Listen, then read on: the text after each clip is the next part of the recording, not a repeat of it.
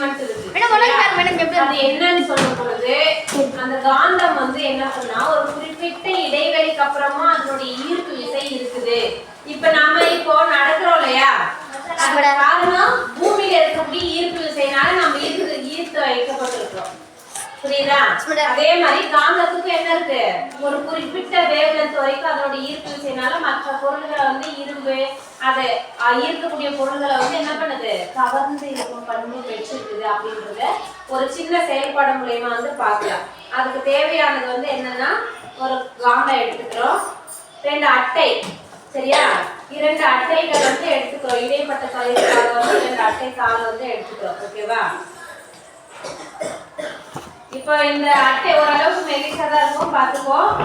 இதுக்கு 2 கேப் நம்ம மெயின்டைன் பண்றதுக்காக வந்து 2 பேனாக்களை வந்து பயன்படுத்துறேன். ஓகேவா? நல்லா உருளையா 2 வைக்கிற, பார்த்துக்கோ. 2த்துக்கும் கேப் இருக்கும் இதுல, சரியா?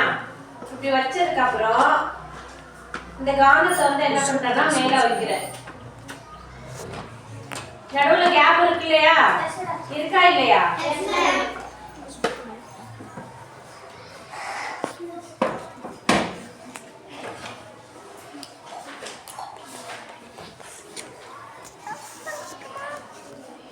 சரியா? இப்ப இருக்குதா? இந்த வலையிட்ட நான் அடியில வைக்கிறேன், அப்படியே ஒட்டிக்கும். தெரியுதா? சின்ன பொருள், ஏன்னா பெரிய காந்தம் வச்சா இன்னும் கொஞ்சம் பெரிய பொருளை வந்து ஈர்த்து எடுத்துக்கும். இங்க சின்ன காந்தம் வச்சுக்கோ, 2த்துக்கும் கேப் நல்லா தெரியும் உங்களுக்கு. நடுவுல பேனா வச்சிருக்கேன். இந்த ஈர்ப்பு விசை வந்து இந்த பொருளை தாண்டி இந்த பக்கம் இருக்கு. அதே இந்த மேசை மேல வைக்கும் பொழுது வந்து கொஞ்சம் குறைவா இருக்கும், ஏன்னா இது ரொம்ப அடர்த்தி அதிகம். இது கொஞ்சம் அடர்த்தி குறைவான அட்டையை நம்ம பயன்படுத்துறோம். இதனுடைய ஈர்ப்பு வந்து இங்க வரைக்கும் இருக்குது, அதனுடைய எஃபெக்ட். சரியா? சரியா? அத மாதிரிதான் நமக்கு பூமியில இருக்கக்கூடிய ஈர்ப்பு விசைனாலதான் பொருள் எல்லாமே மேல இருந்து என்ன பண்ணுது, கீழேதான் வந்து விடுது. நடக்கிறது இல்லையா எதுவும், இல்ல காற்றுனாலும் இது எதுவுமே வந்து இது பண்றது இல்லையா. சோ இது வந்து ஒரு காந்தவியல், காந்தத்துக்கு ஈர்ப்பு விசை உண்டு அப்படின்றத நிரூபணம் செய்யறது வந்து எது, இந்த இரும்பு பாரு ஈர்த்து வச்சிருக்கு. சரியா? வித்தியாசம் புரியுதா? அதே காந்தத்தை எடுத்துன்னா அந்த பொருள் அங்க இருக்காது.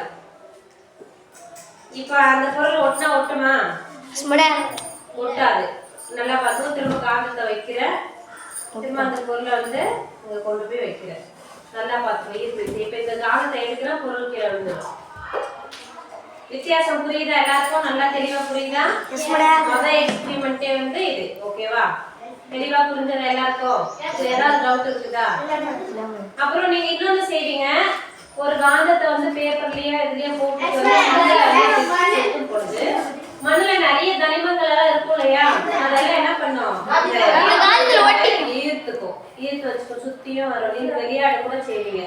அப்புறம் பேப்பர் மேல மண்ணை கொட்டிட்டு அடியே டான்ஸ் ஆடும் அப்படின்னா நீங்க அந்த மாதிரி எல்லாம் செய்வீங்க இல்லையா. காந்தவியல்ல வந்து அந்த ஈர்ப்பு விசை காந்தத்துக்கு உண்டு. காந்தம் எதால உருவாக்கப்பட்டது, மண்ணு, முட்டை இல்லப்பா, எதுன்னா தனிமம். சரியா? அது இரும்பு இதெல்லாமே வந்து சேர்த்துதான் வந்து செய்வாங்க. இரும்பு இது 2த்தையும் சேர்த்து கலவைதான் வந்து காந்தம். ஓகேவா? ஓகேப்பா.